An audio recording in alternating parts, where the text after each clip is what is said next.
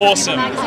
Thank you so much. So I was just talking with your colleague over there and about the action sequences, and he said that I was wondering if everything went according to plan. He was saying you might have gotten a little injured in a bathroom fight. Can you tell me about if everything went to plan or not? Yeah. So a couple weeks before we started shooting, a stuntman stamped on my foot and broke it.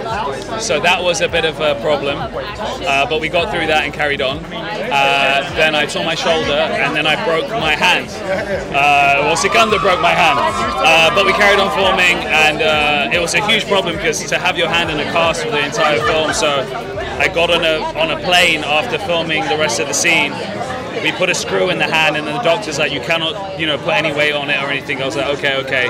And then we carried on shooting. We had to change all of the choreo to like one-handed moves, which was very difficult. But it was a real process of ferocity and just trying to find a way to get it done.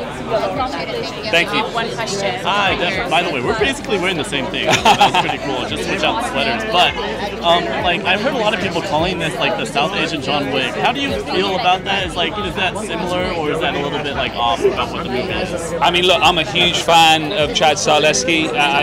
He's been very kind to me. I love John Wick. I think it's the main touchstone to people in America. For me, I'm a huge fan of the franchise, but this film is born from my love of so much action cinema, spanning from Bruce Lee to Sammo Hung to Jet Li to Jackie Chan to the Korean cinema that totally changed my life, and also Bollywood, and I think it's kind of a weird cocktail of all these things that I've kind of injected into this film, and I think it's the only real touch point John Wick is for this kind of film. You see a man in a suit, right? And I'm like, you got to watch some Korean movies.